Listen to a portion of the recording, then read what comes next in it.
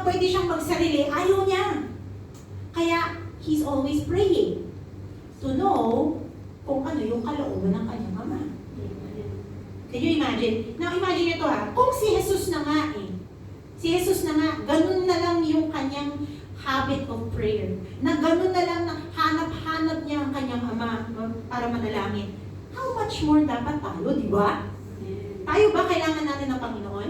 Yes. Tayo ba kailangan natin ng wisdom ng Panginoon? Yes. Amen! So dapat manalangin tayo.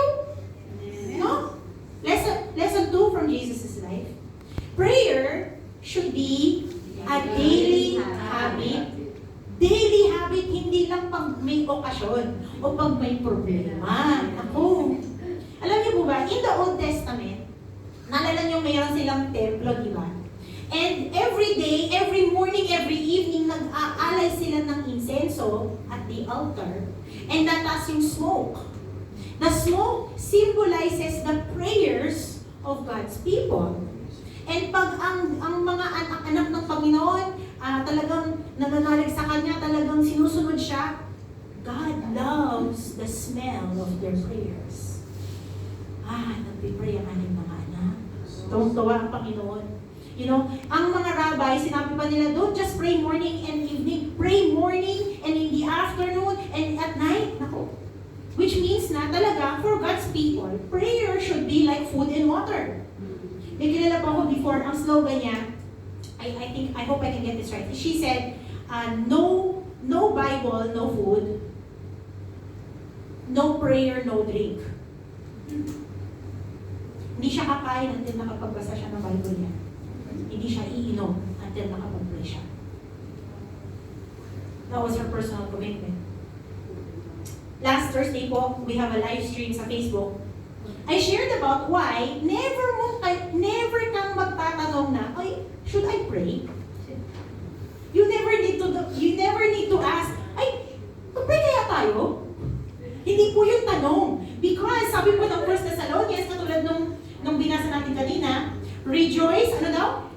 Rejoice always. Rejoice Always. Pray Without ceasing. Give thanks in all circumstances. For this is the will of God in Christ Jesus for you. Amen. Kita niyo yan? So you never have to ask, Lord, magpipray ba ako? Lord, magpipray ba ako para malaman ko yung kalooban mo? Ayun na, sabi nga niya, this is the will of God for you. So sabihin natin sa katabi natin, this is God's will for you. This is the will of God for Pray you. ka. Pray ka kasi yan nga ang kalooban ng Panginoon. Tanong ka ng tanong, andyan na. There is and never will be a situation or a circumstance where prayer is not a good idea. It is a good idea. Before you do anything, you pray. After you do anything, you pray. In the morning, in the evening, you pray. Pray in the middle of the day. Pray when it is convenient. Pray when it is inconvenient. Whatever is happening, pray. Kaya nga sabi sa Ephesians 6, no? And pray in the Spirit on All occasions. All occasions. With all kinds of prayers and requests.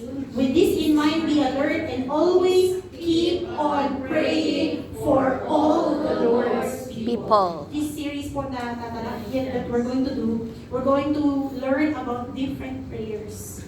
And ang hope po namin is na ma-equip yung ating simbahan, ma-equip ang bawat isa, na hindi lang yung pag-pray ka for your pagkain lang. Some people, yun na yun eh.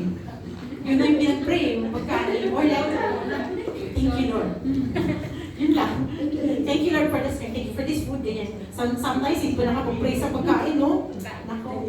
Alam niyo po, prayer should not just be our response before yung pag may nangyaring masama. Prayer should be our priority, not just our emergency contact. Ang question po now, if the question is not should you pray, the question is how? How should we pray? Okay. Tingin niyo po ba, is there a right or wrong way to pray? No, So kahit na no. ano pwede mong i-pray. Mayroon, no?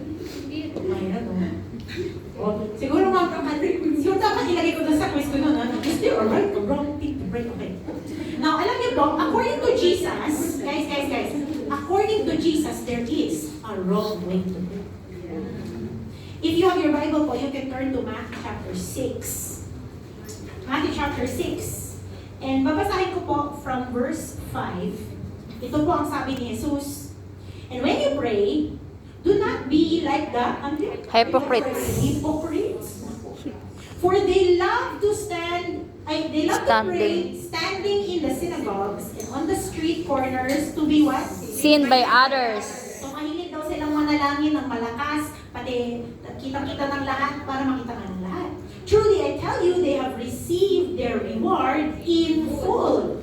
But when you pray, go into your room, close the door, and pray to your Father who is unseen. Then your Father, who sees what is done in secret, will reward you. Oh, verse 7. Continue pa.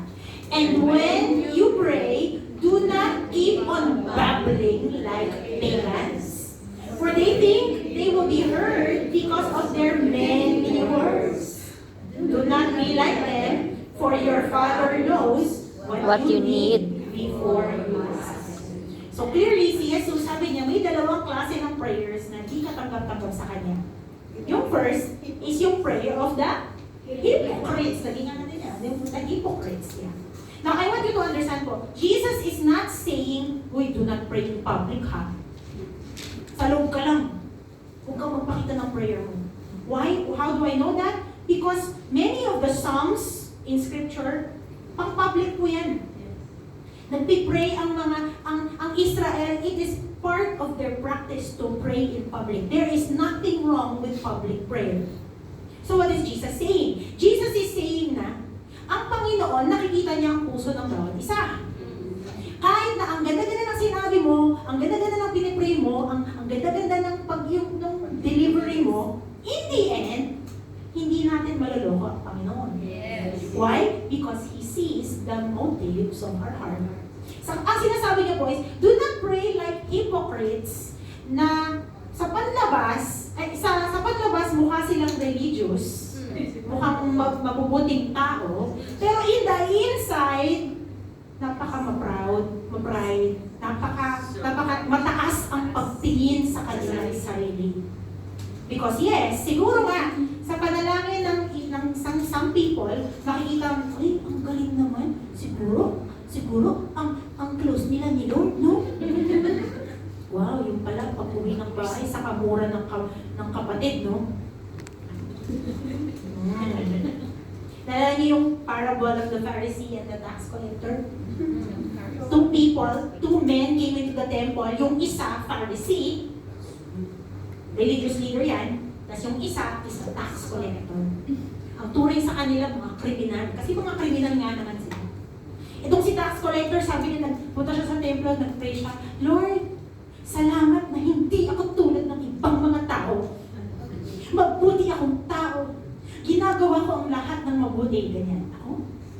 Whereas, i-compare mo siya dun sa tax collector, who said to the Lord, he went to the Lord, he looked to heaven, and he said, God, mahabag ka sa akin. Have mercy on me, a sinner. Tingin nyo, sino po sa kanila ang may tunay na relationship with God? Tax collector. The tax collector. Sino ang pakinggan ng Panginoon? The tax collector. There's also yung, besides the prayer of the hypocrites, Jesus said, do not pray like the pagans. Now, I want you to understand po, ha? Jesus is not saying, oy, don't pray long, ha? Kasi sabi nila yung, don't pray like the pagans who babbling, right? Ang babbling parang yung baby. Jesus is also not saying that it is wrong to pray in tongues. Okay? Kasi some people, they think, ayan, tingnan mo, sabi ni Jesus, huwag kang magbababalay dyan. To some people, praying in tongues does sound like babbling. No? But what I want you to understand is that, ano ba yung gawain ng mga pagano? Na sinatuloy ni Jesus dito. The pagans, pag nag-pray sila, they used to do mantras. Paulit-ulit lang yung prayer nila. Marami silang mga ritual. prayers were so long-winded, tas marami pa silang mga performances. Why? Kasi gusto nilang maakit yung atensyon ng kanilang Diyos-Diyosan. Okay?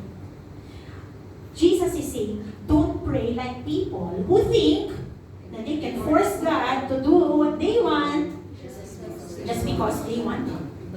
See, I will pray long, Lord. I will pray hard, Lord. Gagawin ko to lahat. Alam niyo ba, mapupush niyo ang Panginoon? No.